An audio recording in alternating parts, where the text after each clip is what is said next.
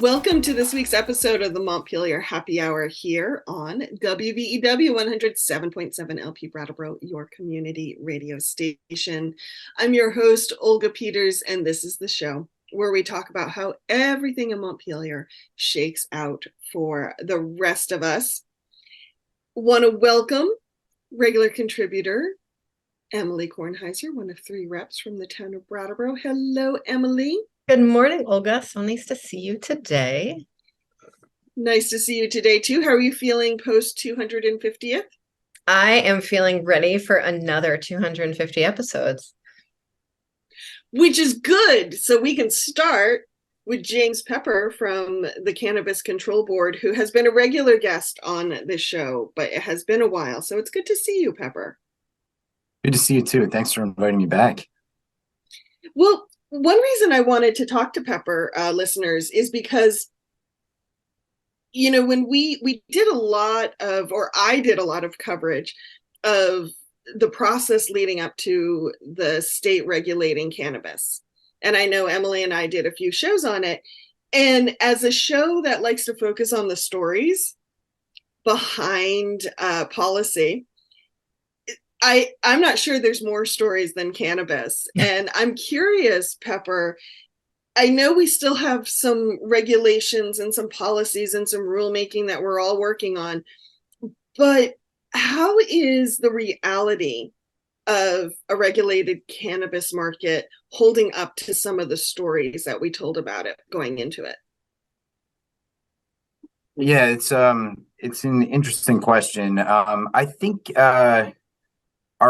the reality, I think, is starting to meet expectations. Of course, it's still very early on in this market.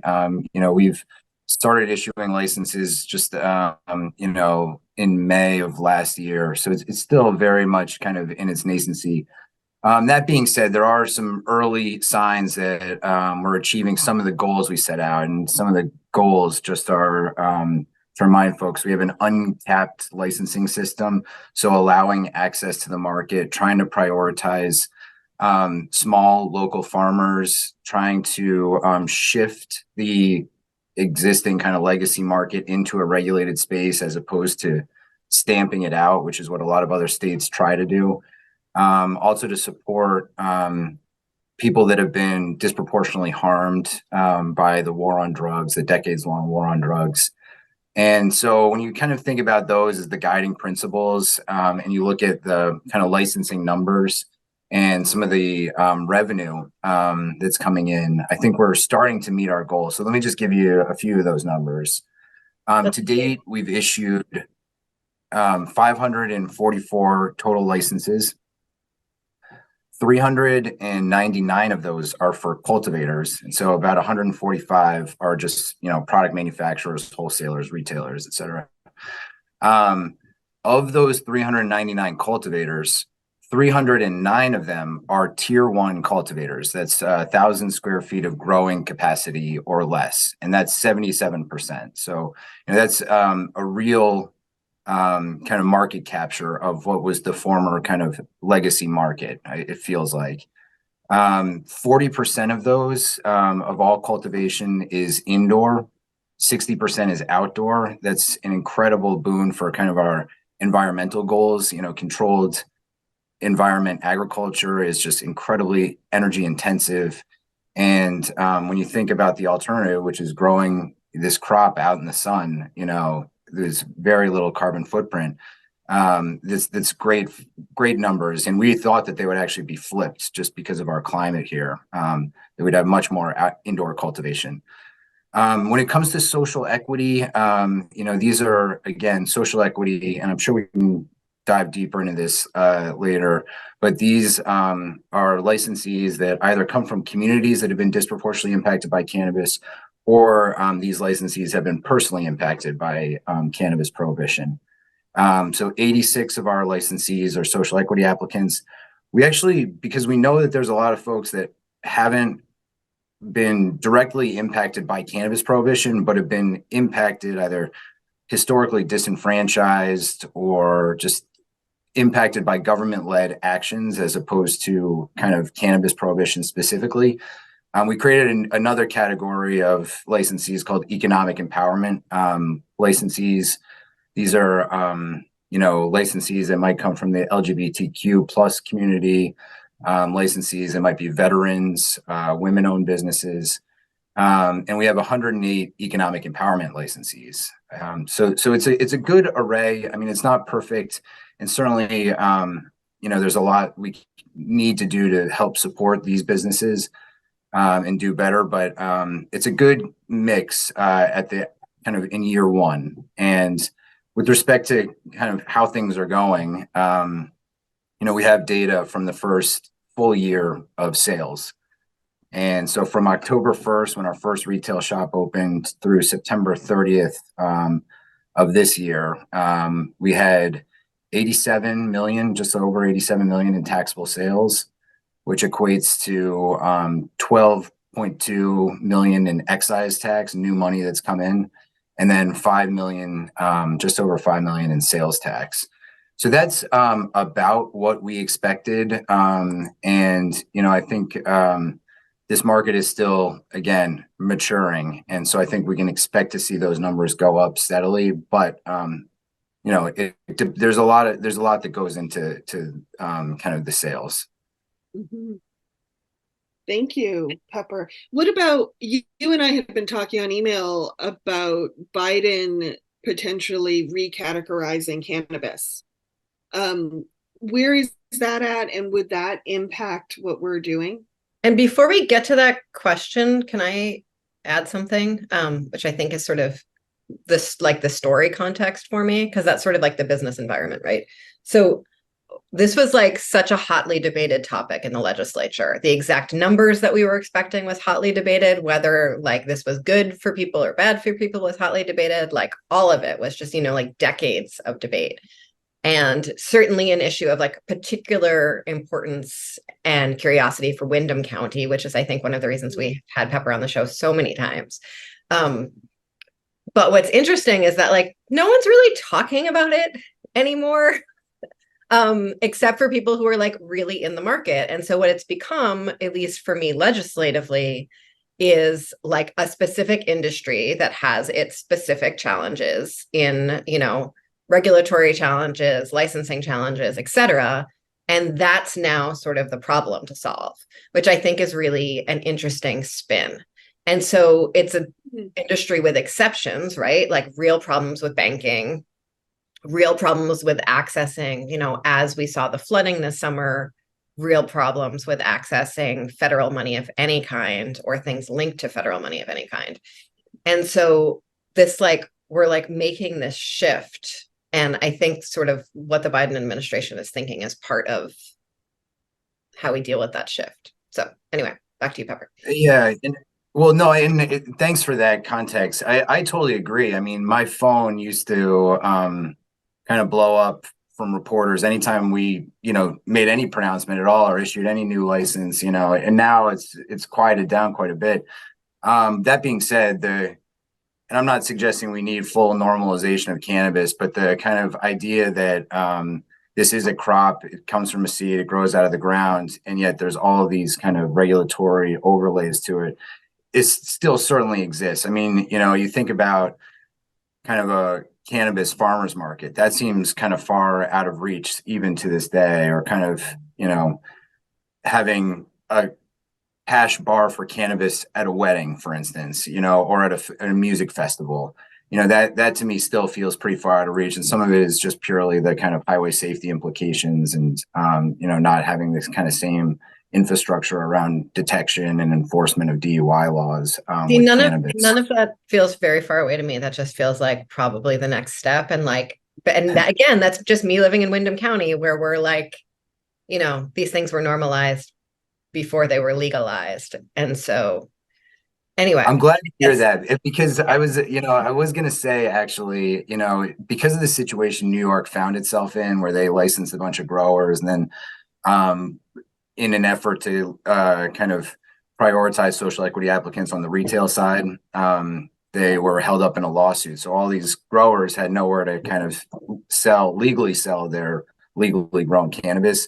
they just out of necessity started farmers markets. And they did it through kind of emergency legislation and then emergency rulemaking, and they've been a wild success. None of the kind of, public safety threats, none of the kind of, these are mostly cash transactions, none of the sky didn't fall in New York. And I do think that, that provides us a decent model here in Vermont, to kind of follow in the footsteps of. But with respect to the rescheduling decision,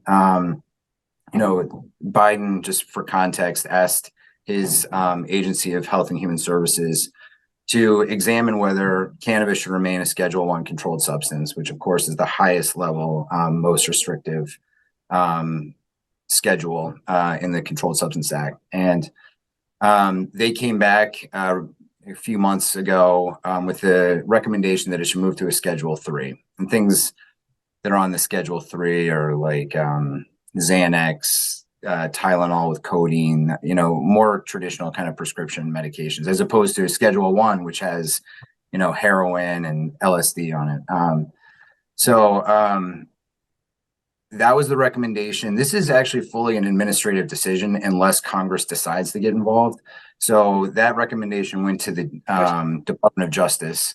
The DEA is reviewing it. They're going to make a final recommendation to the Attorney General, and then the Attorney General, if they agree that it should be a Schedule III, can actually through an administrative process shift cannabis down to a Schedule III controlled substance, which has somewhat dramatic implications. Certainly, just from a perception-wise, stigma-wise, moving cannabis out of a grouping that includes, cocaine and methamphetamines, and moving it down to kind of a more therapeutic schedule makes a lot of sense. I know a lot of advocates wanted it to just be descheduled altogether, removed from the schedule. But I think that this is a significant step forward. Of course, the most dramatic impact immediately is that cannabis businesses would be allowed to write off their business expenses on their federal tax returns. I mean, other than that,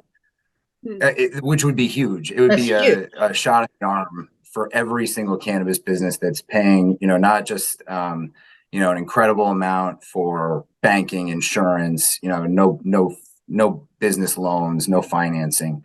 They also have to pay all of their taxes on all their kind of cost of goods sold and employee wages and rent. They don't get to write any of that off on their federal tax returns. So that is just money in their pocket overnight, and a real boost for these struggling businesses. Because sure, there's a demand for cannabis. It's kind of like, how could a cannabis business fail? There's such a huge demand, but really, when you think about all of the regulatory costs and the fact that these businesses don't have access to lines of credit or capital, this would be a lifeline to them.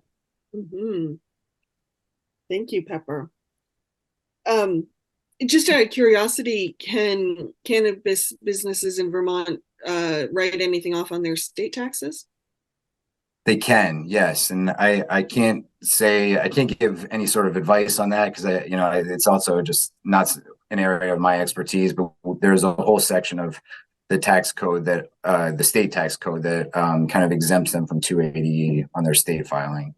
But it makes them, the state taxes are paltry compared to federal taxes or anyone, right? Everyone knows that for their own personal taxes. But there's also most state taxes for folks who are sort of filing in a more ordinary situation. The bulk of your paperwork just travels through to your state filing. And so if you're in a particular category, and cannabis isn't the only category, folks without social security numbers, for instance, would be another category. You have to basically create a whole new package of paperwork just for your state taxes, which is pretty labor intensive, because you are having sort of two different filing systems. And so would that schedule change have any impact on banking at all or insurance? Not that we are aware of. Not that I can see. I mean, it will increase the ability for kind of traditional research. Big pharma could come in and start, it's much easier to possess and use cannabis Schedule 3 for clinical trials and things like that. And then there's also the criminal, like kind of mandatory minimums in federal crimes for trafficking Schedule 1 drugs versus Schedule 3 are vastly different. So there are some kind of second and third order benefits to being Schedule 3, but I don't think the banking, of course, there was kind of a historic moment a few months ago also where safe banking for the first time ever passed favorably out of a Senate committee. Of course, then there was the whole Speaker of the House debacle. And so the House, which has passed safe banking, I think 9 times already, is now the holdup to safe banking moving forward in the Senate because it doesn't have a clear path anymore. And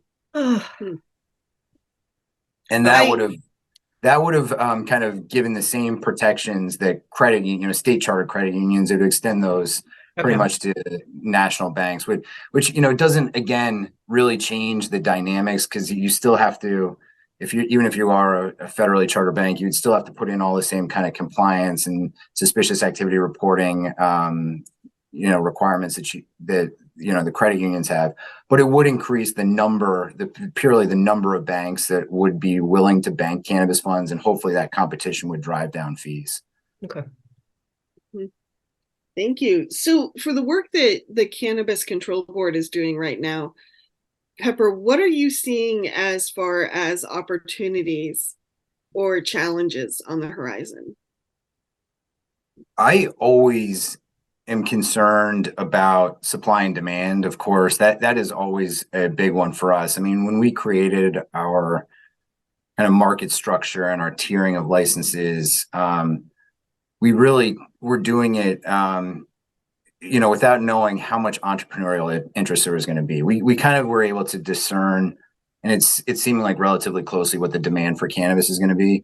Obviously, it changes based upon a number of policy factors, but there are, trying to determine whether we're going to have, 6 big companies want to come in and kind of dominate this market, or 309,000 square feet, legacy cultivators come in and try and saturate this market was a big question mark. And of course, it's all related to how much regulatory burden are we going to place on them, what the cost of running one of these businesses is going to be, and also what the price of cannabis is. And we have an uncapped licensing system, as I mentioned. And so, we created some larger tiers, just thinking that, well, we have to supply the demand, and, maybe we might need a larger tier. But I would also just note that our largest tier that we created was kind of a tier 3 out of 11 in Massachusetts. So it's all relative. What we didn't want to run into the problem that we're seeing in Oklahoma and Oregon. Oregon, just licensed people without any sort of real concern about supply and demand. They didn't want to kind of force the market in any one direction. So they're now producing way too much cannabis, and there's a price crash every year. And so they put a moratorium on all new cultivation licenses. It's been in effect for over 4 years. Oklahoma, they just did a recent supply and demand analysis. They have very low barriers to entry, very low fees, no kind of regulatory burden. They're cultivating 64 grams of cannabis for every 1 gram of demand, which just, is an unsustainable market. And so if we are going to, what we did very recently is we have 6 tiers of cultivation. We closed 4, 5, and 6. So the next kind of entrance into this market will all be in the kind of tier 1, 2, or 3. The tier 3 being 5,000 square feet of cannabis. That'll be the largest tier available to new entrants. And so I just want to sort of refresh my memory and the memory of anyone listening here. So what I remember is that sort of you originally opened up just those tier 1, 2, and 3s when the market started, and then sort of opened up 4, 5, and 6, and now you're closing them back again. Can you help me with that? Yeah. So the first 3 months, I think it was 3 months, it was just tier ones that were allowed to enter. So they got a little bit of a head start, and this was really aimed at trying to get them in, especially the outdoor cultivators, as soon as possible so they could take advantage of the outdoor growing season in year one. After a few months, opened up tiers. We always left tier 6 closed. We had that kind of in our back pocket in case there was zero entrepreneurial demand and we were falling well short of our supply targets. So we opened up 2 through 5 a few months later. We decided to close 5 earlier this year. And then at our last board meeting a month ago, we decided to close tier 4 as well. And we're still contemplating, we understand that there are going to be, successful people, and there are going to be kind of people that need to get out of this market that are unsuccessful.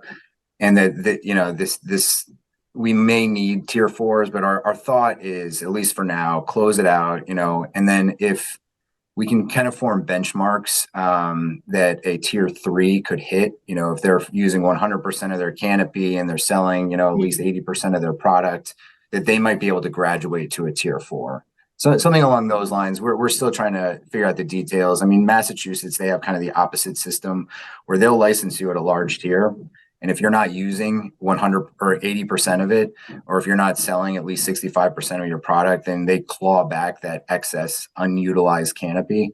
And we kind of want to move in the opposite direction, where you have to start small and you can graduate to a larger tier if you're successful. So just want to make sure my understanding is in the right place, Pepper.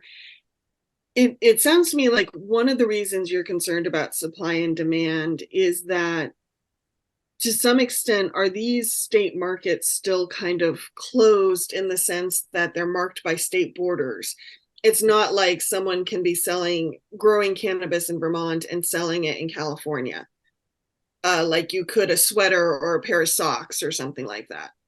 Yeah, that's right. I mean, because the Schedule 1 status, and this would be true even with Schedule 3, whatever cannabis is sold in Vermont has to be grown here, has to be tested here, processed, packaged here. We can't rely on cannabis that's grown out of state to meet our demand. And on the flip side, we can't ship cannabis out of the state if there's a drastic oversupply. So it's a very fine line that we're trying to walk here on supply and demand, because we don't want prices to be so high that we don't want to have an undersupply and prices are so high that consumers don't want to go to the regulated market. And we also don't want prices to be so low that our cultivators, who are literally risking all of their kind of private capital, can't be successful. So it's very much a managed market as a result of that kind of federal status. I wonder, as this market goes on, what it will teach us about our own economy in Vermont, since it is, stuck to the borders. Yeah, it's the only, for any other commerce issue, we are absolutely prohibited from restricting it within the border. So it is a really interesting experiment. I have lots of questions about processors and retailers, but I can wait on them until after the break, if that makes sense, Olga, or if we have Let's do that. Yeah, because we're just down to 5 minutes. But yes, I have questions about testing and processing as well. So since we do have only a few minutes before the break, Pepper, you were talking about challenges and opportunities. What are some of the opportunities that you see? Well, we do have one of the most exciting, I'll just say the most exciting small market in the country, just given the way that we went about licensing people and the way that we already had the best growers in the country here in Vermont, certainly on the East Coast. We have a reputation for having the best cannabis in certainly the East Coast. And the fact that they were willing to jump into this market and, fully participate in a regulated market just means that Vermont has this amazing opportunity to kind of take advantage of this expertise. And I'm not advocating for any of these things, but there are any number of issues that, or any number of policy decisions that the legislature could make that would fully kind of or allow for a more mature market and allow greater access for these cultivators. And special events is something that people are starting to figure out. I mentioned New York has their farmers markets. I think a special event festivals, where we can kind of allow these cultivators to really showcase their products would be great. We have to figure out, I think we have to figure out, it doesn't have to be next legislative session, but somehow to on-site consumption. I think that's, it kind of it harkens back to when we kind of allowed home grow. It's like, well, where are the seeds and the plants coming from? Well, don't ask, don't tell. And that's kind of where we're at with consumption. Is there's literally no legal place for a tourist, and our market has quite a lot of tourists to legally consume cannabis. So the kind of whole hospitality industry is, I think, the kind of next phase. And once we can figure out some safety rails around the kind of highway safety concerns, I think we can get there. I really, when I think about all of the local breweries and a few local wineries and how important that flight is for how they engage with folks and how they really show their product, even to each other or to retailers.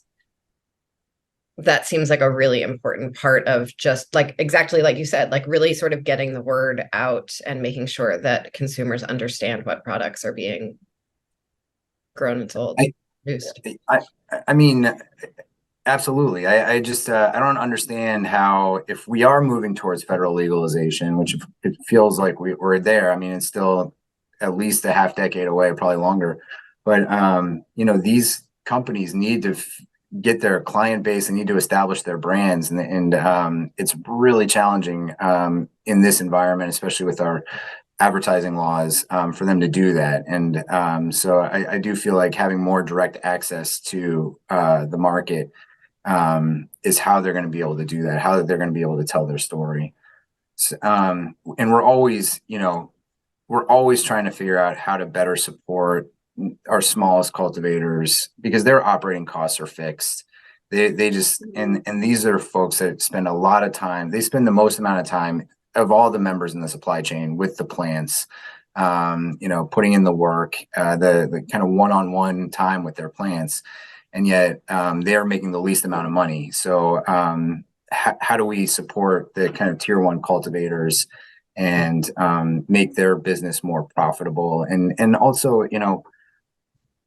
to a large extent, they've never been in a regulated environment before. So then the notion that they need to register a product or get a kind of certificate of analysis, or kind of follow very strict packaging and labeling guidelines is all new, or even kind of start a website or kind of put together an employee manual. So trying to find ways to support these smaller businesses in this new industry is also a challenge and an opportunity. Thank you, Pepper. So we're out of time in the first half of the happy hour here on WVEW 107.7 LP Brattleboro, your community radio station. But stay tuned. We're going to hear from some underwriters, and then we will be right back with James Pepper from the Cannabis Control Board.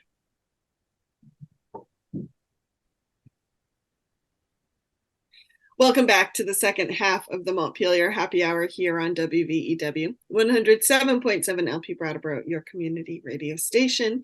If you're just joining us, I am your host, Olga Peters, and I'm speaking with regular contributor Emily Kornheiser, who's one of 3 reps from the town of Brattleboro, and James Pepper, who is heading up the Cannabis Control Board. And guess what? That's what we're talking about, is cannabis today. I want to thank BCTV for sharing the video version of our show with public access and community media centers around the state. You can also find us wherever you subscribe to your podcast, just FYI. So, Pepper. Wait. Oh, no. Wait, Emily. Wait. I have a part to play. The views and opinions expressed. Do.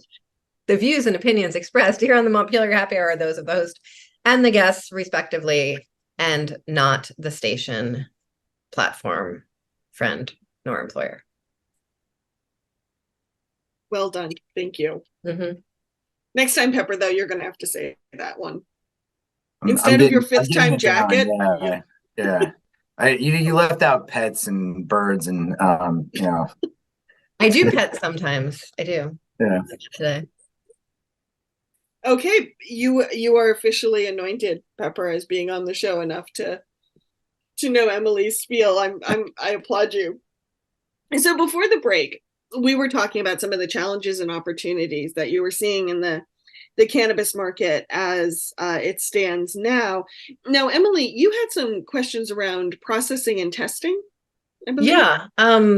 Pepper, you listed sort of the number of all the other licenses other than cultivation. And I was curious how many of those licenses are in the processing space rather than the retail space. And if you could just tell us more about what sort of the processing looks like. I remember concerns about some choke points in the supply chain related to processing. And then I'm also curious about sort of the value added product processing and how that is going. Yeah, it's actually going pretty well. I mean, we have 63 product manufacturers licensed, which is a good number. They're mixed. We created 3 tiers, and essentially one is a home-based product manufacturer. If you just kind of need some supplemental income and you've got cannabis, you can kind of make some cookies, do some pre-rolls, do little projects. And it's a very low barrier to entry license type. The tier 2 product manufacturer is allowed to use any extraction methods except for the ones that require kind of a explosion safe room, the kind of volatile solvents. Then the tier 3 can use any extraction method, including the volatile solvents. The vast majority of our product manufacturers are tier 2. And I think they're doing a great job. We have, I think, over 3,000 unique products registered in Vermont. So there's a great diversity of products. We did kind of one of our major rule changes this year was around kind of potentially hazardous foods. This is something where, it's just a shortcoming of our staffing, and not the staff themselves, but just our staffing and our partnerships with other agencies. We don't have the ability at the Cannabis Board to certify commercial kitchens. And so when it comes to foods that require strict kind of pH levels and temperature controls and safe handling, we just aren't in a place where we can kind of oversee that safely. So, I know there's a number of product manufacturers that wanted to make things like ice cream, THC infused ice creams, THC infused like barbecue sauce, THC infused kind of beef jerky. We just are not at a place quite yet. Well, listen, I don't want to. I'm sorry. I hope whoever wanted to do that does not hear me say that. The ice cream sauce sound great. I don't know what it is about the beef jerky. Okay, how about take and bake raw cookie dough? That's one. Great. Okay. Yes. Okay. There you go. That one works. And I actually feel like with some kind of co-training with the Department of Health, maybe bringing on some kind of kitchen experts, we could certify certain licensees to do certain activities, and maybe not the full gamut of a commercial kitchen, but certain types of kind of temperature controlled processes, get those in place. Again, I've always liked to just come back to, this isn't a fully mature market. We're at the very beginning here, and I think we will get to kind of unleash the full creative economy here. It's just going to take some time. And then what about sort of the part of processing that's like the drying or the extraction? What does that part of the market look like? How many players are in it? Is it sort of regionally dispersed in a way that's working for farmers? Yeah, the farmers are allowed to do a lot of that on site. So the cultivators are authorized to do certain activities, and they can make pre-rolls on site.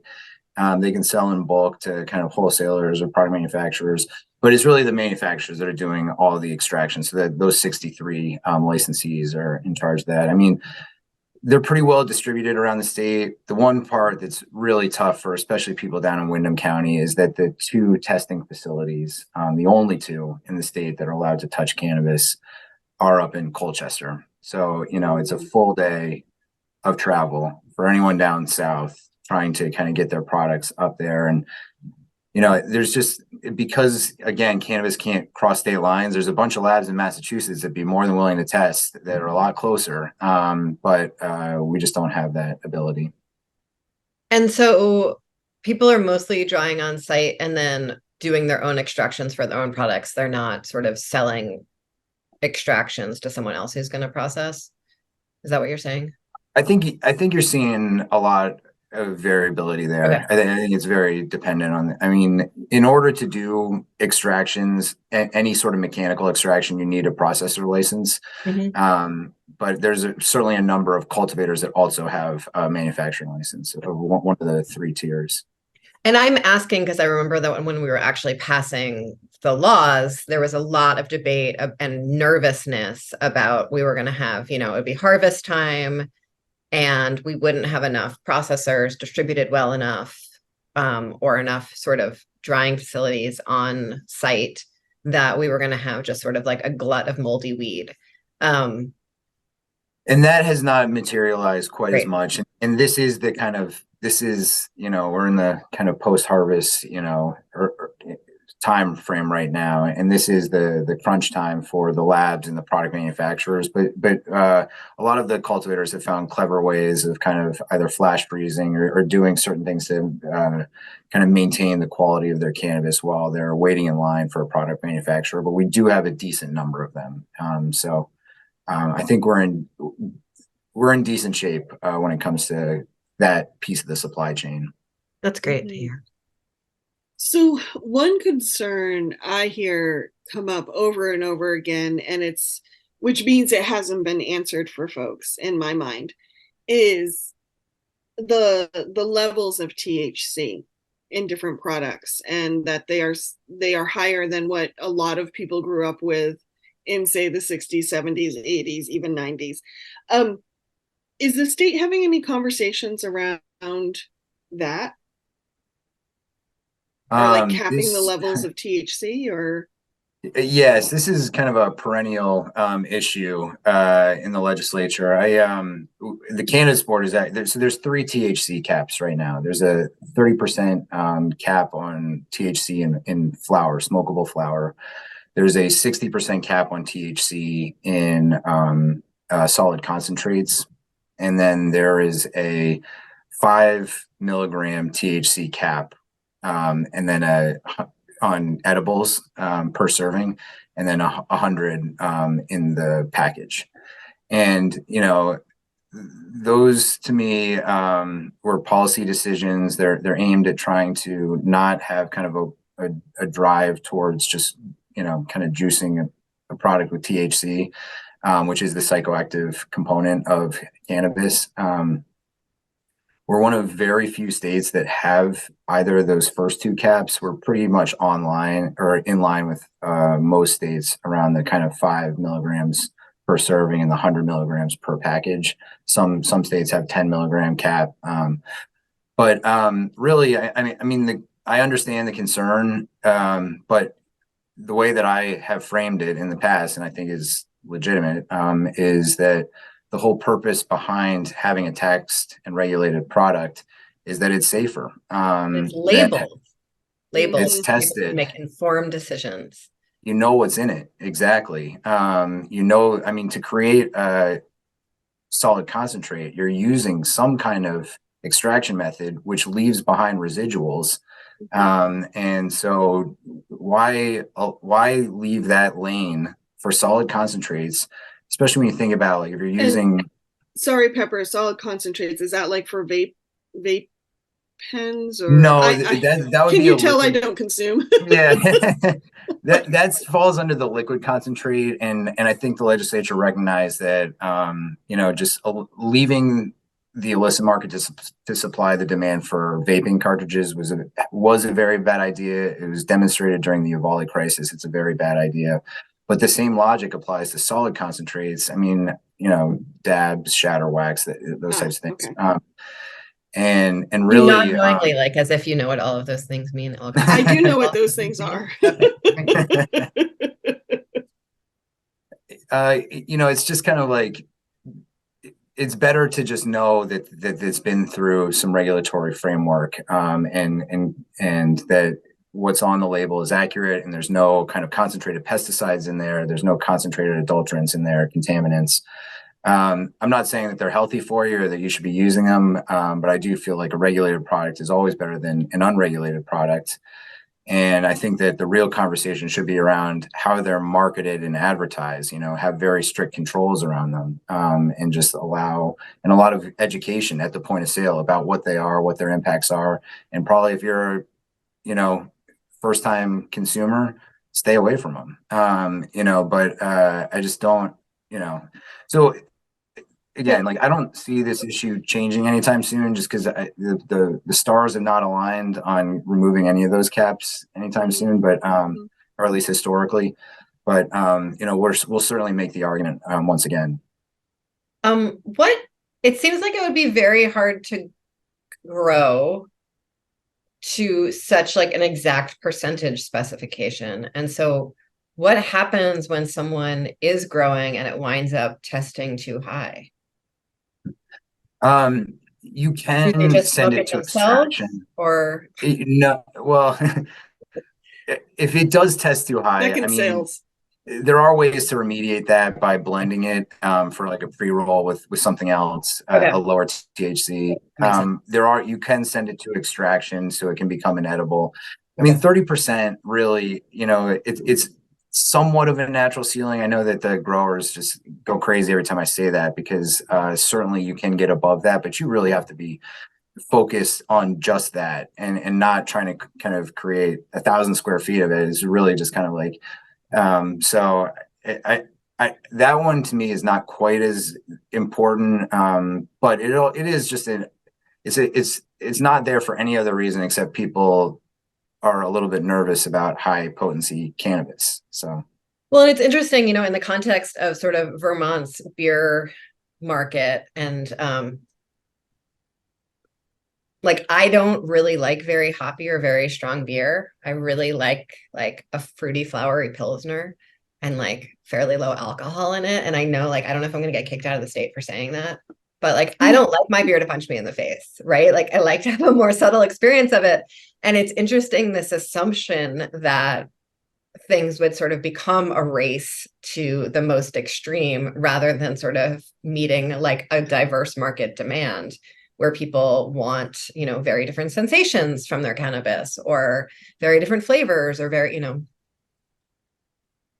like I'm with you there. I mean, gummies that are like, as we like, she's cutting her gummies into like sixths because that's how low a dose she wants, and that works for her, Yeah, and the fastest growing demographic of new consumers are people over the age of 50 that are trying cannabis almost sometimes for their first time, or largely for their first time, and they really don't want that. And then there's also kind of a growing understanding amongst consumers that other aspects other than THC are what are kind of enhancing the experience, the terpenoids and the lesser cannabinoids, than not just THC. And so really, I think the future of the market is not just trying to grow the highest potency THC, but then again, the THC is where the money is. And that's so like a grower, whether it's going for smokable flower or not, wants to create as much THC because that's essentially what they're purchasing their license for, is trying to. And so, the cap just, there's no real logic to it other than the kind of fear that, just like high ABV alcohol is just kind of bad for society in general. It's kind of a societal norm, I think, that was put into place. Yeah. I have sort of some like Brattleboro question reality checks. One, when we started having CBD for sale at the Brattleboro Farmers Market, like it was intense, like people's reactions to it was intense because the entire market area smelled very, very, very strongly. Like including the parking lot, right? Because it was like freshly harvested, it was sticky, it was, and people were seeing it. But like everyone's gotten over it now. So I feel like if the exact same product that had THC in it showed up, the shock and awe of it all, I think, has passed. But I'm wondering about retail and the number of retail establishments. And it kind of boggles my mind when I'm sort of like driving out more in our strip mall areas, how many establishments there seem to be. And I just don't understand how they're all going to stay in business. And so I'm just like, how is that working? How is that looking? It seems like new retail establishments are still opening in fairly established markets. What is that all looking like from your perspective? Yeah, and this is an area of concern for me. So just by the numbers, I think I think there's 67 retailers that are open, and I think there's 13 more licenses that we've issued, so that haven't opened yet. So I think 80 is the number currently. There are 13 in Burlington. There are, I think, 3, including a medical dispensary in Brattleboro. I think it's more than that, Pepper. It could be. What we do is every week or every board meeting, we publish the kind of areas of density of retail to try and like signal to retailers, hey, you might not want to go to Brattleboro. Like they're saturated. But this saturation, these areas of density are a direct result of a policy decision that the legislature made that a town cannot host a cannabis retail establishment unless their citizens vote to allow it.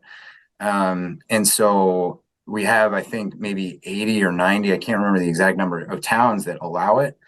And then the rest, the other 200 and, or 190 don't.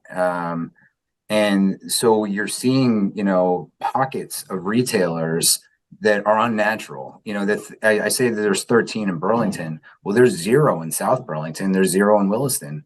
And that's because they haven't opted in yet. And I don't even know if they know to opt in. I just, I try and get the word out as well as I can, but there's no way Burlington can support 13. And I know there's probably more in the pipeline. And again, we're not trying to have too heavy a hand in kind of controlling this market, but really, the folks that are starting these cannabis businesses are putting up a lot of their own private money and their friends and families' private money. And when they crash out of this because they can't sustain themselves, it's very personally devastating for the owners of these licenses. So, one thing just for the health of the market is I would like to see that opt-in provision switch. So you're presumptively in unless you vote to be out of the retail establishments. And I think that would lead to a much more geographically diverse setup and a much more sustainable setup. And also there are kind of cannabis deserts out there, or legal cannabis deserts, where you have to drive kind of 30 miles round trip to get to a dispensary. And what areas of the state is that? I think there's one in Roxbury, but other than that, within like a 30-mile radius of that shop, there's 0, I think. And the kind of south of the north, like the southern part of the Northeast Kingdom, there's one in Bradford, but I don't think there's anything more until St. Johnsbury.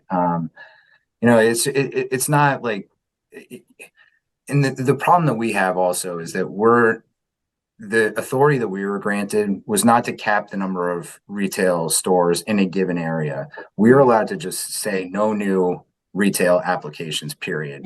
So we could do that. But it would be statewide. So we would have to just decide that the 13 that are in Burlington, those are the only ones that are going to be there. The status quo is going to be the permanent status. Well, and I don't think that's yours to do. I mean, I have been surprised looking at Putney Road in Brattleboro to be like, why would you open a third shop here? Like what motivates someone to do that? But it's also something that happens in a lot of other markets too, right? Like why are there 3 Italian restaurants and no Mexican restaurants? Like what makes it's like people have the dream of the business they want to open, and whether the market is already sort of saturated with it, you believe that what you're selling is better, and so you jump on in. Well, I think what's interesting, Pepper, you can correct me, But I think one thing that's interesting about our little kind of corridor of Windham County is I don't remember what the votes were, but at one point I think both Wilmington and Dover were considering opting out of having any retail. Wilmington does have retail. Okay, Wilmington Wilmington does, does. but I do think that there is a question about whether they should subsequently opt out. I think, because you can opt in and then later opt out, and then whatever's in your town will stay, but you won't have any new ones. Okay. Well, I don't my point being that it shifts where you can even have the businesses if your surrounding towns have opted out. Yeah, absolutely.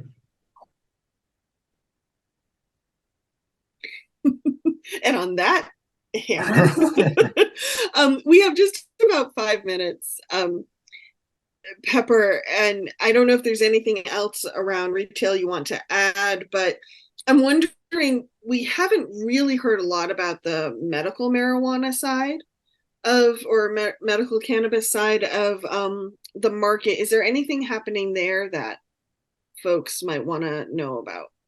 There is, and I'm glad you mentioned it because honestly, the medical is one of the most important aspect to the market, which is this is serving the most the patients that rely on cannabis as medicine as opposed to kind of recreationally.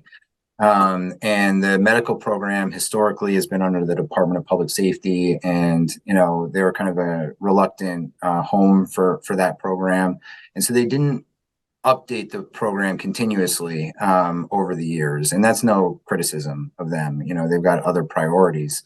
So the board has endeavored to really update the program. We had kind of a technical amendments bill last year that made some really critical changes, but this year we're going to submit a new report to the legislature that really tries to kind of fundamentally update the program because it is on the ropes. I mean, their patients are in decline.